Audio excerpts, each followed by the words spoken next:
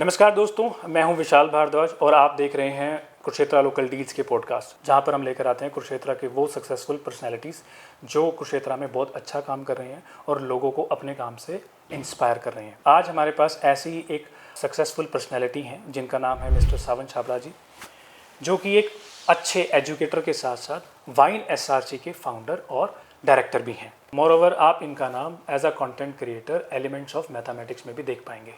तो sir, welcome है आपका हमारे पॉडकास्ट में। थैंक यू सर, बहुत बहुत। तो बेसिकली सर, आज हम शुरुआत करते हैं एक बड़े ही इंटरेस्टिंग क्वेश्चन से, एंड आई गेस वो सभी उसके बारे में जानना चाहते होंगे कि आपने अपने इंस्टीट्यूट का नाम, जो कि वाइन एसआरसी है, इसके पीछे आपका क्या विजन था और आपने क्या सोचा कि आपको ये नाम रखना चाहिए? सर, जब हमने एकेडमी ओपन करी थी 2014 में, तो कुरुक्षेत्र में एक कंसेप्ट चल रहा था कि अब भी चल रहा है कि सिलेबस फिनिश हुआ और thank you very much. Okay. बच्चे से हमने फीस पूरे साल की ली थी, पूरा साल आई थिंक सो, जब तक बच्चे के फाइनल एग्जाम्स नहीं होते तब तक होता है। Syllabus finish, thank you very much, self study करिए, ओनली सेल्फ स्टडी करिए। उस टाइम पे बच्चे का हाथ छोड़ दिया जाता था जब बच्चे को सबसे ज़्यादा एक टीचर की गाइडेंस की रिक्वायरमेंट होती है। बिल्कुल ठीक कह रहे हैं। जैसे हम देखते हैं दिसंबर तक सिलेबस खत्म हो जाता है, तो जनवरी और फरवरी में बच्चों के पास प्रैक्टिकल भी है, प्री बोर्ड भी है और मैनेज भी करना है उनको सारा, और इतना सारा सिलेबस है, क्या करें। तो उस टाइम पे मेरा ये मानना है कि एक टीचर की सबसे ज़्यादा रिक्वायरमेंट रहती है कि हम मैनेज कैसे करें अपने टाइमिंग्स को। बिल्कुल। और फुल सिलेबस भी करना है। तो हमने अपनी एकेडमी का जो कंसेप्ट बनाया, कंसेप्ट में सबसे पहले ही यही कहा कि डेट ऑफ ज्वाइनिंग से last date of exam, last date बच्चा बोर्ड्स का है तो सीबीएसई बोर्ड की लास्ट डेट की एग्जाम, ओके। और अगर बच्चा किसी भी स्कूल का है तो स्कूल एग्जाम्स की लास्ट डेट तक मैं बच्चे के साथ हूँ। Okay. Whole year nice education, last day तक हम बच्चे पे रहेंगे। और जब हम होल ईयर नाइस एजुकेशन पे काम करेंगे, okay, and success is ready to celebrate. बिल्कुल बिल्कुल। Success is ready to celebrate, ये तो हमारा जो फंक्शन होता है, वो जब बोर्ड्स के रिजल्ट आते हैं हम वो फंक्शन करते हैं और उसमें हम देखते हैं कि बच्चे जो आते हैं वो अपनी सक्सेस को वाकई ही सेलिब्रेट करते हैं। बिल्कुल ठीक कहा। वो फिर रेडी नहीं होते, वो कर चुके हैं जी सेलिब्रेट। बिल्कुल। तो एक ये कंसेप्ट था, इसलिए हमने वाइन एसआरसी की फुल फॉर्म है whole year nice education and success is ready to celebrate Wine SRC academy. तो जो लोग जानना चाहते थे भाई कि वाइन एसआरसी की फुल फॉर्म क्या है, आज सर ने हमें वो बता दिया। तो बहुत बढ़िया है सर, मतलब मुझे भी आज ये फुल फॉर्म जानने को मिली, तो मुझे भी बड़ी अच्छी लगी कि आपका कॉन्सेप्ट क्या था, जो कि बहुत इंटरेस्टिंग है। आप अपने कुछ पर्सनल जर्नी के बारे में बताएं कि आपने कैसे शुरुआत की, आपका क्या विजन था, कब किया था, और स्टार्टिंग के बैच में कितने बच्चे पढ़ाए, उनके क्या रिजल्ट थे, सो दैट कि हमें पता चले कि वाइन एसआरसी की शुरुआत कैसे हुई। सर, 2011 में मैं +2 पास आउट हूँ गुरुकुल कुरुक्षेत्र से। बहुत कुछ सीखे हम वहाँ पर। ओके। और मेरा एक टाउन है, विलेज टाउन कह लीजिए, बबैन। ओके, बबैन से। हाँ जी, शाहबाद से लाडवा रोड के सेंटर पे। ओके। तो वो बेसिकली गांव है हमारा, हम वहाँ थे। और 4 मार्च 2012 को हम कुरुक्षेत्र शिफ्ट हुए। तो मेरे याद है जतिन नाम का बच्चा था, वो सबसे पहले पढ़ने आया था, घर पे पढ़ाता था। मैं बीएससी फर्स्ट ईयर में था और वहाँ से मैंने कोचिंग स्टार्ट करी अपनी एक बच्चे से। धीरे धीरे 1 से 2, 2 से 3 लोगों के घर जाके भी पढ़ाया है। साइकिल थी, साइकिल पे लोगों के घर जाके पढ़ाते थे, लिफ्टें लेके जाते थे। फादर ने कहा कि बेटे बाइक दिलवा देता हूँ, मैं सारा दिन इधर उधर जाना है। सुबह 6 बजे से लगता था, पहले अपने घर पढ़ाता था, फिर सेक्टर 5 में, 7 में, 13 में, ऐसे। मैं कहा नहीं पापा, अपने पैसों से लेंगे, फोन और बाइक अपने पैसों से लेंगे। उसका मजा ही अलग है। उसका मजा ही अलग है, वाकई मजा अलग है। बिल्कुल। आज मैं देखता हूँ कि जो हमारा यूथ है ना, उनको 7th क्लास में आईफोन चाहिए और 7th में स्कूटी चाहिए, बाइक चाहिए। पेशेंस लेवल कहीं ना कहीं प्रॉब्लम क्रिएट कर रहा है। पर यूथ के पास काम भी तो बहुत है ना, आपके पास और हमारे पास नहीं थे तब। राइट। ठीक है, बात सही है आपकी सर। बिल्कुल। तो साइकिल था, साइकिल से जाते थे सेक्टर 5 में बच्चे पढ़ाने। मैं देखता था बच्चे ऑडी में भी आ रहे हैं और नॉर्मल कार्स में भी आ रहे हैं, ऑडी में भी आ रहे हैं, और सर साइकिल पे जा रहे हैं। तो मेरे को बल्कि कुछ बच्चों ने कहा सर बाइक लो अब, पेरेंट्स ऐसे बोल रहे हैं, भाई बोलने दे। आपके पास जो है वो आपके पास है, जो मेरे पास है मैं उसमें क्यों शर्म करूं। बिल्कुल। जब मैं कार के लायक होऊंगा मैं कार में भी आऊंगा। बिल्कुल ठीक है। ठीक है ना, जो जिस टाइम पे है, जो मेरे पास अब है, मेरे को यहाँ से आगे बढ़ना है। वो साइकिल पे मैं 1.5 ईयर मैंने उस पर ट्रैवल करा, मोहन नगर से सेक्टर 5, 7, 13। तो वहाँ से आप पढ़ाने आते थे साइकिल? पढ़ाने आता था मेरे ताया जी के घर पे। ओके। और कभी साइकिल नहीं है अवेलेबल, कई बार 100 प्रॉब्लम हो जाती हैं, तो लिफ्ट लेके आता था। लिफ्ट लेके जाते थे 4 बार दिन में, मेरे याद है 4 से 5 बार लिफ्ट लेनी पड़ती थी। कई बार कोई पर्सन है अभी सेक्टर 5 जाना है, 7 तक छोड़ दिया, आगे पैदल चलेंगे, कोई बात नहीं। तो ये एक पैटर्न था। 10-10 रुपए कीमती थे। बहुत ज्यादा पुराना टाइम नहीं है, 2012 की बात है, लेकिन जो पैसे की कीमत थी वो आज भी उतनी है और पहले भी थी। बिल्कुल। अगर हम उस टाइम कदर नहीं करेंगे, आज नहीं कदर करेंगे, तो हमारे उस टाइम की भी कोई वैल्यू नहीं रहेगी। बिल्कुल। तो 2014 में अप्रोक्सीमेटली जनवरी में मेरे पास एक स्टूडेंट था, बड़े अच्छे स्टूडेंट रहे हैं, दीवम वधवा, जो चाय नगरी का फाउंडर है। ओके। तो उसने बड़ी हेल्प करी मेरी स्टार्टिंग में, वो यहीं से था, बहुत बच्चे लेके आए। एक और स्टूडेंट था वंदीक ढिल्लो, ओके। उसके साथ बच्चे के साथ +1 का स्टूडेंट था वो, DAV का। बच्चों से हमें बड़ा कुछ सीखने को मिलता है, आज भी सीख रहे हैं। बिल्कुल। तो उसके साथ बैठ के, सर आप इतना अच्छा पढ़ा रहे हो, घर घर जाके पढ़ा रहे हो, एक इंस्टीट्यूट स्टार्ट करो। बिल्कुल। आइडिया उस बच्चे का था, मेरे याद है, बच्चे का नाम मैं भूलता नहीं, सेक्टर 7 से था वो बच्चा। और सेक्टर 13 में हमने स्टार्ट करने की सोची, तो दीवम वधवा ने मेरे को गाइड करा, सर आप 5 में भी बच्चे आते हैं, 13 में भी आते हैं, 7 के भी हैं, तो हम सेक्टर 7 से स्टार्ट करते हैं जो सेंटर है। तो 1038 हाउस नंबर था, वहाँ हमने रेंट पे एकेडमी स्टार्ट करी। पूरे साल का टाइमिंग होती थी 1:30 से 7:30, 6 hours per day. Okay. 6 hour per day में पूरे साल का जो टर्नओवर आया, 6 घंटे पढ़ा के 12 महीने में 1,20,000 रुपए। ओके। जिसमें रेंट भी पे करना था और बाकी खर्चे एक्सपेंसेस हैं। तो 35,000 बचे थे, मेरे याद है कि 12 महीने में अगर मैंने एवरेज लगाया तो 3,000 पर मंथ से भी कम, और 6 आवर्स में काम कर रहा हूँ। और ये कौन सी ईयर की बात है? 2014-15 की। हमने 2014 में YNSRC एकेडमी शुरू की थी। इस थिंकिंग से स्टार्ट करी थी। ओके। और परमात्मा की कृपा है जी, आज कुरुक्षेत्र शहर में 2 ब्रांचेज हैं हमारी। सर एक बड़ा इंटरेस्टिंग सा सवाल है जी कि सर। हमने जितना सुना है, जितनी हमने स्टडी की है, बच्चों से पूछा है कि आपका पढ़ाने का पैटर्न ना बड़ा अलग है, सबसे अलग है, तो और इंटरेस्टिंग भी है कि बच्चों को बड़ा मज़ा आता है पढ़ने में। तो फिर टीचिंग पैटर्न आप इस हिसाब से कैसे रखते हैं कि बच्चे आपके रिजल्ट भी बहुत अच्छे आते हैं, कि उनका इंटरेस्ट भी बना रहे? तो सर आप इसके बारे में कुछ बताइए। जो एक टीचर और स्टूडेंट का रिलेशन है ना, वो सिर्फ बुक का ही नहीं है। आज के टाइम पे ना, आज से 20 साल पहले वाली स्टडी नहीं रहेगी कि बच्चा आपको देख के भाग जाएगा। बिल्कुल। आपको बच्चे का दोस्त बनना पड़ेगा, उसकी साइकोलॉजी पे काम करना पड़ेगा।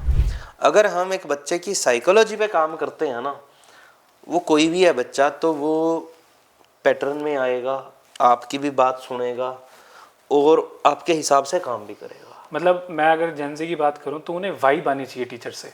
हाँ, दिल मिलना चाहिए टीचर से। बिल्कुल बिल्कुल। टीचर से दिल मिलना चाहिए उसकी, बच्चे की ना। हमें उसके लिए पहले साइकोलॉजी पढ़नी पड़ती है। पहले 2, 4, 5 मिनट जो हैं वो, उस कोई भी बच्चा है क्लास में, वो अच्छे मूड से आया है, वो खराब मूड से आया है, वो घर से डांट खा के आया है, वो घर से रोटी खा के आया है, हंसी खुशी आया है, जैसे भी आया, 5 मिनट मेरा और स्टूडेंट का वो रिलेशन होता है, जो डिस्कशन होती है, उसमें वो बच्चा मेरे को अपना बनाना है। जब वो बच्चा मेरी बात सुनेगा, उसको समझ आएगी, उसकी वाइब्स कंट्रोल होंगी, वो अपनी जो भी उसके साथ लास्ट 1 आवर में, 2 आवर में, 5 आवर्स में, 1 डे में हुआ है, उसको भूल के जब बैठेगा दोबारा क्लास में, तब मजा आएगा पढ़ने का, तब बच्चा सीखेगा। कुछ की सोच ये होती है कि हमें अपने इंस्टीट्यूट को शो करना है कि हम मॉड्यूल भी दे रहे हैं, हम DPP भी करा रहे हैं, हम ये भी दे रहे हैं, वो भी दे रहे हैं। अरे वो कर पा रहा है या नहीं कर पा रहा? बिल्कुल। उसका करने का छोड़ो, कई बच्चे नहीं भी करते, लेकिन उसका लेवल है या नहीं है? बिल्कुल। हम हर बच्चे को सेम लेवल पे लेकर नहीं जा सकते। सभी बच्चे अलग हैं। सभी बच्चे अलग हैं। हमारी हाथ की 5 उंगलियां अलग हैं, बड़ा पुराना एग्जांपल है। बिल्कुल। तो बच्चे का माइंड कैसे सेम हो सकता है? उसको उसके हिसाब से करो, उसका लेवल थोड़ा सा जब अपग्रेड हो जाएगा, आप उससे जो मर्जी करवाओ। बिल्कुल ठीक है। रेफरेंस बुक्स मैं भी करवाता हूँ, NCERT CBSE की बात कर रहा हूँ मैं, up to 10th NCERT plus reference book plus sample paper हम भी करवाते हैं प्रैक्टिस के लिए, कि प्रैक्टिस बच्चा के लिए वो ज़्यादा से ज़्यादा प्रैक्टिस करे और उसका रिजल्ट अच्छा है। लेकिन वो हर बच्चे को तो नहीं मैं वेरी फर्स्ट डे से रेफरेंस बुक दे सकता, बिल्कुल। वो प्रेशर ले जाएगा। मतलब आप ये कह रहे हैं कि अगर सपोज एक बच्चे का वो लेवल नहीं है कि उसको रेफरेंस बुक दी जाए, तो फिर आप पहले जज करते हैं कि बच्चा कहाँ कौन सी स्टेज पे है, फिर उसके बाद डिफाइन करके उसको धीरे धीरे उस लेवल तक लेके जाते हैं। ये काम करते हैं। ओके। और इसी काम से ही बच्चे का लेवल इंक्रीज होगा, फिर हम रिजल्ट भी अच्छा आएगा। रिजल्ट भी अच्छा आएगा। वो डायरेक्ट आपको अगर कोई 27 पे 30 पे बच्चा है, वो डायरेक्ट 70 पे नहीं आएगा 80 में से, उसको बीच में आएगा। उसका पहले कॉन्फिडेंस आना पड़ेगा, उसको ये सोचना पड़ेगा कि मैं कर सकता हूँ। बिल्कुल ठीक है। ऐसे ही नहीं कि मैं आज को आपको दावा कर दूं कि नहीं जी मेरा पढ़ाया हर एक स्टूडेंट 80 आउट ऑफ 80 लेके आ रहा है। ये देखिए जी, ये टोटली झूठ है। अगर मैं ये कह दूं कि मेरा पढ़ाया हर एक बच्चा, देखो टेबल पे हाथ मार के काम करना मेरे को भी आता है, 80 आउट ऑफ 80 हर बच्चा ले आएगा, हर एक बच्चा टॉपर है, ये नहीं हो सकता। पॉसिबल ही नहीं, पॉसिबल ही नहीं है। बिल्कुल पॉसिबल ही नहीं है। बिल्कुल ठीक है। और अगर कोई ऐसा टीचर मिल रहा है जो यही बात कर दे, अगर उसने पहले बच्चों को सेपरेट नहीं किया तो की बात कर रहा हूँ। अगर पहले ही बच्चों को सेपरेट कर रखा है, क्रीम बच्चा उठा रखा है, that is a different thing. बिल्कुल ठीक है। पहले ही क्रीम उठाएंगे तो वो बच्चे तो लेंगे ही लेंगे, रिजल्ट देंगे देंगे, 100% है। तो हमारे पास क्या है सर, कि हमें बच्चे को 30 वाला भी उठाना है, 80 वाला भी उठाना है, 75 वाला भी उठाना है। कई लोग क्या कर रहे हैं जी, एग्जाम ले रहे हैं बच्चों का एंट्रेंस कोचिंग पे भी। ठीक है, आप ले रहे हैं, बहुत अच्छी बात है। 70 वाला आप चूज करके अपनी क्लास में बिठा रहे हैं, 30 वाला भी उठाओ ना। बिल्कुल ठीक है, वो भी उठाओ ना, बच्चा तो वो भी है, पढ़ना तो वो भी चाह रहा है। Actually being a teacher, prove आप उस बच्चे में ही कर पाएंगे जो 30 वाला 80 लेके आए। 80 ना भी लाए, स्कोर को छोड़ दीजिए, वो 30 वाला इतने इंटरेस्ट से बैठे कि सर मेरा इंटरेस्ट अब बन गया, मेरे से क्वेश्चन हो रहे हैं, और उसका जो कॉन्फिडेंस लेवल है वो अप हो। हर एक बच्चे के 80 नहीं आएंगे, उसके नहीं आएंगे 80, कोई बात नहीं, लेकिन वो जो कॉन्फिडेंस से आएगा ना, वो नेक्स्ट क्लास में आके कहता है ना sir thank you very much कि आपके कारण मेरा कॉन्फिडेंस इंक्रीज हुआ। बिल्कुल। तो वहां पे अच्छा लगता है। बिल्कुल। एक साल नहीं आएंगे नंबर, अगले साल आएंगे। वो 3 इडियट्स की बात है ना, काबिल बनो, कामयाबी झक मार के पीछे आएगी, और वो वाकई आएगी। कुछ ऐसे एग्जाम्पल दे सकते हैं आप कि कोई बच्चे आपके पास आए हो जो किसी क्लास में फेल हो गए हो, फिर आपने उन पर मेहनत की और फिर उनके रिजल्ट अच्छे आए हो? बहुत सारे ऐसे बच्चे हैं जो 35%, 40%, या आप ये लगा लीजिए ग्रेस मार्क्स लेके पास करते हैं, है ना। उनके पेरेंट्स आते हैं, छाबड़ा जी बच्चे को ना बोर्ड में पास करवा देना बस, और कुछ नहीं चाहिए। और जब वो 80% लेके आते हैं, 75, उनके लिए 75 भी बहुत है। मैं नहीं कह रहा कि सर 75 बहुत ज्यादा है, लेकिन जो 35 या 40% वाला बच्चा था ना, जो रो के पास हुआ है, बिल्कुल, वो जब 75, 80 लेके आता है ना, कई बार उसकी खुशी वो 95 वाले से ज्यादा है, बच्चे के लिए भी और कई बार हमारे लिए भी। बिल्कुल। जो हमारा पैम्फलेट है उसमें बहुत सारे ऐसे बच्चों की फोटोज लगी हुई हैं, नाम तो देखिए लेना यहाँ ठीक नहीं है, बच्चे बुरा मान जाएंगे। बहुत सारे ऐसे बच्चे हैं जो पहले का उनका लेवल कुछ और था, अब उनका लेवल कुछ और है। सबसे मेन चीज मैंने आपको पहले ही कहा, साइकोलॉजी बच्चे की हमें पढ़नी पड़ेगी, समझनी पड़ती है। दूसरी थिंग, मेरा टीचिंग का पैटर्न क्या है, वेरी फर्स्ट डे से और लास्ट डे ऑफ एग्जाम तक मैं बच्चे के साथ कैसे काम कर रहा हूँ। मेरे को सिलेबस किस टाइम करवाना है, मेरे को उनके स्कूल के एग्जाम पे काम कैसे करना है, मेरे को जुलाई के मंथ में क्या करना है। लेट अस कंसीडर, मैं आपको पूरी एक पैटर्न समझाता हूँ हमारी स्टडीज का। जो बच्चों का सितंबर में एग्जाम होना है, सिलेबस आ जाता है, तो हम जुलाई तक उनका सिलेबस कंप्लीट करवा देते हैं, नियर अबाउट हो जाता है, अबाउट टू कंप्लीट हो जाता है। तो अगस्त में उनके पेपर स्टार्ट करते हैं। 70% जो उसका स्कूल का सिलेबस आना है पेपर में, मान लो 10 चैप्टर आने हैं तो 7 चैप्टर्स का टेस्ट होगा। वीकली टेस्ट तो चल ही रहा था, ठीक है। एक एक चैप्टर बच्चों का बहुत अच्छा चलता है। हम देखते हैं बच्चों को बड़ी प्रॉब्लम आती है, एक चैप्टर में तो अच्छे मार्क्स आए, फुल सिलेबस का पेपर हुआ तो बच्चा कंफ्यूज हो गया। सबके बहुत सारे बच्चों के पास ऐसे प्रॉब्लम्स आती हैं, कंफ्यूज हो गया, मिक्सअप हो गया, लिखना ये था लिख वो दिया, पेपर छूट गया। या हमारे साथ आपके साथ भी होता था, ऊपर देखते थे पढ़ा तो था, याद नहीं आ रहा, एग्जाम हॉल में बैठ के पंखा देख रहे हैं जी, क्या था क्या था क्या था। बिल्कुल। उसकी प्रॉब्लम क्या है कि हमने वो 3 आवर्स का पेपर दिया ही स्कूल में डायरेक्टली जाके। अगर हम उसकी प्रैक्टिस पहले ही कर लें, बिल्कुल ठीक। एक एक चैप्टर तो बहुत अच्छा कर रहा था, लेकिन जब फुल सिलेबस की बात आई तो यही प्रॉब्लम आती है, कंफ्यूजन क्रिएट हो जाती है, क्योंकि सब कुछ मिक्स मैच हो जाता है। हम देखते हैं कि हम एक टास्क तो बहुत अच्छा कर पा रहे हैं हम भी, बिल्कुल, लेकिन जब 8-10 टास्क इकट्ठे आ गए तो हमारे लिए मैनेज करना मुश्किल हो गया। तो जब हमारे लिए मुश्किल हो गया तो हम, लेकिन बच्चों पे तो भाषण ही चल रहा है सिर्फ, बिल्कुल, तू नहीं पढ़ता भाई, तेरे बस का कुछ नहीं है। अब उसकी साइकोलॉजी नहीं समझी। यानी कि पेरेंट्स को भी थोड़ा चेंज होना चाहिए, प्रेशर बिल्कुल ज़्यादा होना क्रिएट चाहिए नहीं करना चाहिए। सर। नहीं, क्या है कि प्रेशर आप क्रिएट कर रहे हैं ठीक है, लेकिन उसका पैटर्न फॉलो करना पड़ेगा इन a healthy way. In a healthy way. बिल्कुल ठीक एक चैप्टर का टेस्ट लिया फिर 4-4 पे जाओ। हम क्या करते हैं जी, full syllabus on board by teacher revision batch start करते हैं, जिसमें full syllabus on board by teacher, teacher सारा सिलेबस रिवाइज कराएगा जो वेरी फर्स्ट डे से बच्चे ने पढ़ा है, और उसके फुल सिलेबस तक टीचर रिवाइज करवाएगा बच्चे को, जिससे जो बच्चा स्किप कर गया माइंड से, जो कंसेप्ट भूल जाता है, मिस हो गए थे, तो वो सारा एक बार गो थ्रू हो जाएगा बच्चा, तो उससे उसको बहुत बेनिफिट मिलेगा। फिर एग्जाम देगा, लास्ट डे ऑफ एग्जाम तक मैं बच्चे के साथ खड़ा हूँ।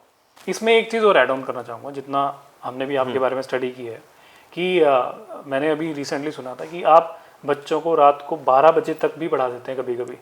क्या है सर, जब बच्चे का बोर्ड का एग्जाम है ना, वो once in a lifetime होगा, स्पेसिफिक सब्जेक्ट का विद स्पेसिफिक क्लास, तो मेरे को बच्चे के लिए अवेलेबल रहना पड़ेगा। बिल्कुल। उसको आधी रात को भी डाउट है तो मैसेज करते हैं, बच्चों को कह के आते हैं, बेटे बेझिझक फोन कर लेना, कोई प्रॉब्लम नहीं है सर, एक रात नहीं भी सोएंगे क्या हो जाएगा। तो मतलब जिस दिन बच्चों का एग्जाम होता है उससे एक रात पहले आप ही नहीं सोते हैं? नहीं सोते सर, नींद नहीं आती। बच्चे जाएंगे 10-10:30 बजे, उसके बाद 10 या 10:30 बजे ऑनलाइन क्लास स्टार्ट होगी। ओके। पहले रज के जाएंगे, पूछता हूँ मैं, बेटे रज गया, बड़ी देसी सी लैंग्वेज यूज करेंगे, रज गया, हाँ जी, कोई क्वेश्चन पूछना है पूछ ले। उसके बाद भी घर जाके अगर उसको कोई डाउट आ गया, उसका क्या, वो कौन देखेगा, वो भी तो मैं ही देखूंगा ना। तो 10-10:30 बजे ऑनलाइन क्लास स्टार्ट करेंगे, जो भी बच्चे होते हैं उनकी प्रॉब्लम आएगी, उसकी कोई टाइम लिमिट नहीं है, वो 12 बजे तक चल रही है, वो 2 बजे तक चल रही है, वो 3 बजे तक चल रही है। तो मतलब प्रेशर दोनों साइड है, टीचर के साइड भी और स्टूडेंट्स के साइड भी। प्रेशर नहीं है सर, प्रेशर नहीं है, इस काम का अलग ही मजा है। ओके। जब वो बच्चे का रिजल्ट आता है ना, तो कई बार बच्चों से ज्यादा खुशी हमें होती है। और वो बच्चा जब कहता है ना, सर वो क्वेश्चन आया था जो आपने पढ़ाया रात को, मजा तो तभी आता है भी। वो एक क्लास में बच्चों के 5-5 नंबर इंक्रीज हो गए, 10-10 हो गए, और क्या चाहिए। बिल्कुल। कई बार आपको ऐसा भी लगता है कि जब बच्चों के रिजल्ट आते हैं, बीइंग ए टीचर आपने सोचा हो कि ये बच्चा इतने मार्क्स ले लेगा, लेकिन उसके मार्क्स उससे ज़्यादा आते हैं, कभी ऐसा लगता है आपको? हाँ बिल्कुल आते हैं सर, हर बार ये होता है, अनएक्सपेक्टेड कर जाते हैं बच्चे। तो सर जैसा सभी को पता है, हमें भी पता है कि YNSRC 7 सेक्टर में बहुत अच्छा कर रहा है, तो फिर आपको ऐसा क्यों लगा कि इसकी एक और ब्रांच होनी चाहिए लक्ष्मण कॉलोनी में, कुरुक्षेत्र के अंदर ही? सर सिटी साइड से मेरे पास पहले 2-4 बच्चे आ रहे थे, 17-18 के आसपास। ओके। तो वहाँ से उन 2-4 बच्चों का रिजल्ट इतना अच्छा आया कि बहुत सारे बच्चे इंक्वायरी करने लगे आपके पास। प्रॉब्लम ये है कि पेरेंट्स किस किस को लेके आए। अगर 50 स्टूडेंट्स की इंक्वायरी हुई थी और 4 स्टूडेंट्स का एडमिशन हुआ, जब मैंने उनको कॉल करके पूछा कि प्रॉब्लम क्या आ रही है, 46 स्टूडेंट्स ना आना मेरे लिए भी बहुत बड़ी बात थी कि वो नहीं आए एकदम। तो कहते जी आना चाह रहे हैं लेकिन ट्रांसपोर्ट प्रॉब्लम है, मतलब दूर है। दूर है। ओके। तो आप वैन स्टार्ट करिए। अब फिर सोचा कि वैन में तो सिर्फ 10-12-15 बच्चे ही आ पाएंगे। बिल्कुल। और वो पेरेंट्स के लिए भी कहीं ना कहीं एक्सपेंसिव रहेगा, कन्वीनियंट नहीं रहेगा, एक्सपेंसिव रहेगा कि वो कोचिंग की भी फीस दे रहे हैं, फिर ट्रांसपोर्ट की भी फीस दे रहे हैं। बिल्कुल। बहुत प्रॉब्लम रहती है। बिल्कुल। पेरेंट्स हैं, कितना करें वो भी। बिल्कुल। तो हमने उधर ब्रांच ही ओपन करी, उधर वाला बच्चा उधर ही, लक्ष्मण कॉलोनी में ब्रांच है हमारी, अपोजिट ताज पैलेस। तो उधर जो शांति नगर, दीदार नगर है, आजाद नगर, न्यू आजाद नगर, लक्ष्मण कॉलोनी, छोटा बाजार, वो सारा एरिया वहां पर आता है। वो हमारा पुल से क्रॉस करता है जो ताकि एरिया, बच्चों को कोई आने जाने की प्रॉब्लम ना हो, टाइम वेस्ट ना हो। यस एग्जैक्टली, आने जाने की प्रॉब्लम ना हो, बिल्कुल। फिर एक्सपेंसेस भी कम रहे उनके। तो ये सारा कुछ देखना पड़ता है। तो एक ब्रांच और ओपन करी थी हमने फिर, इसलिए स्टूडेंट्स की डिमांड पे। बिल्कुल ठीक है। तो सर सबसे पहले तो मैं आपको कंग्रेचुलेट करना चाहूँगा कि आपने बच्चों की सहूलियत के लिए जेई और नीट का बैच भी शुरू कर दिया है। इसके पीछे आपका क्या विजन है? Sir demand of the students, Okay. जो बच्चे, अब देखिए आप सीबीएसई का, एचबीएसई का जो भी बच्चा आ रहा था, बेस्ट रिजल्ट्स आ रहे थे। लेकिन प्रॉब्लम क्या, बच्चा कह रहा है कि मैंने सर जेई मेंस की तैयारी करनी है, नीट की तैयारी करनी है, एनडीए करना है, और वाइन एकेडमी में था नहीं, ओके। तो बच्चे को इंस्टीट्यूट चेंज करना पड़ रहा है। मतलब बच्चे को इंस्टीट्यूट चेंज ना करना पड़े, उसको सारी फैसिलिटी वाइन एसआरसी में ही मिल जाएगी। सर 6th से बच्चा आए ओके और +2 तक उसको कहीं जाना ना पड़े, ओके, वो सीधा कॉलेज में ही जाएगा। बिल्कुल ठीक है। तो जेई मेंस, एनडीए और नीट, ये पैटर्न हमने अभी इससे ईयर स्टार्ट करा है। और वो भी किया कैसे है कि सीबीएसई की क्लासेस हैं वो सबके लिए कंपलसरी हैं, ओके प्लस जो बच्चा कंपटीशन चाहता है उसको कंपटीशन करवाएंगे। जी। जो बच्चा कह रहा है कि नहीं मेरे को ओनली सीबीएसई करना है, वो सिर्फ सीबीएसई कर करेगा। सकता है। ऐसी भेड़ चाल में नहीं चलना कि हर एक बच्चा जेई मेंस में, नीट में, एनडीए में करे। क्यों? मैं ये देखता हूँ कि बच्चा जेई मेंस की कोचिंग ले रहा है, एनडीए की कोचिंग ले रहा है, नीट की कोचिंग ले रहा है, लेकिन +1 के या +2 के जो स्कूल एग्जाम्स हो रहे हैं उसमें अच्छा परफॉर्म नहीं कर पा रहा। बहुत प्रॉब्लम आती है ये। बिल्कुल। क्यों आती है? क्योंकि टीचर जो उसको पढ़ा रहा है ना, वो उसको समझ नहीं रहा। उसको समझे, उसकी साइकोलॉजी को समझे, स्टडी करे उस पे, तभी उसको काउंसलिंग काउंसलिंग पे आएगा, तभी वो बच्चा दोनों जगह सक्सेसफुल हो पाएगा। और बल्कि दोनों के बैचेस में देखिए, बेसिक्स के बिना कुछ नहीं है, बोर्ड्स के बिना कुछ नहीं है। 75% तो जेई मेंस में भी कह रहा है कि ये होने चाहिए, तब जाके आपका आगे एडमिशन होगा, कहीं क्लियर होगा। तो बच्चा बोर्ड्स में कर नहीं पा रहा। क्यों नहीं कर पा रहा? क्योंकि पहले उसको बोर्ड्स करवाओ, उसके बाद उसको कंपटीशन में लेके जाओ। बिल्कुल। जब तक नींव की खुदाई नहीं होगी, नींव अच्छे से नहीं बनेगी, तब तक बिल्डिंग अच्छी नहीं बन सकती, नहीं बन पाएगी। तो वो बोर्ड्स है, वो हमारी नींव है। उसके बाद हमें बिल्डिंग उस पे जेई मेंस, एनडीए या नीट, जो भी बच्चा वो रिस्पेक्टिवली चाह रहा है वो करे। तो हम इस बार स्टूडेंट्स की डिमांड पे सीबीएसई हमारी कंपलसरी है, उसमें किसी के साथ कोई भी कॉम्प्रोमाइज नहीं करा जाएगा। वो क्लासेस कंपलसरी हैं, प्लस जो बच्चा जेई मेंस की या एनडीए की, नीट की कोचिंग चाहता है उसको उसकी एक्स्ट्रा क्लासेस दी जाएंगी। उसके पास अपॉर्चुनिटी है। उसके पास अपॉर्चुनिटी है। सर लास्ट में एक मेरा पर्सनल क्वेश्चन है। हाँ जी सर प्लीज़। मेरा पर्सनल क्वेश्चन है कि ठीक है, हमें आपने बताया कि बच्चे को कैसे फोकस करना चाहिए, टीचर को, बीइंग टीचर, उसको क्या फोकस करना चाहिए बच्चे पे ताकि वो अच्छा कर पाए और उसका रिजल्ट अच्छा आए? सर देखिए, टीचर को ना, मैंने स्टार्टिंग में यही बात कही है कि बच्चे की साइकोलॉजी समझनी पड़ेगी। हम सभी बच्चों की केस स्टडी एक ही नहीं ले सकते, हर बच्चे की अलग अलग केस है। साइकोलॉजी पे काम करना पड़ेगा। साइकोलॉजी पे काम करेंगे तो जाके हम उस बच्चे के लेवल पे जाना पड़ेगा।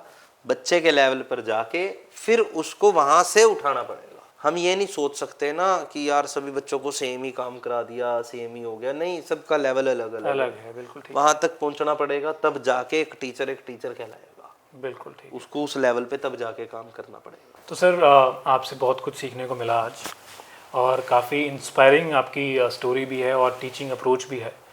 तो मैं तो कुरुक्षेत्र के सभी स्टूडेंट्स को कहना चाहूँगा कि अगर आप एक अच्छी क्वालिटी एजुकेशन ढूंढ रहे हैं कुरुक्षेत्र में, तो वाइन एसआरसी आपके लिए एक बेस्ट ऑप्शन है।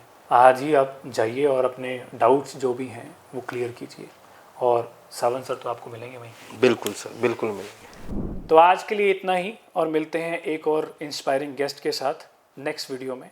तब तक के लिए थैंक यू।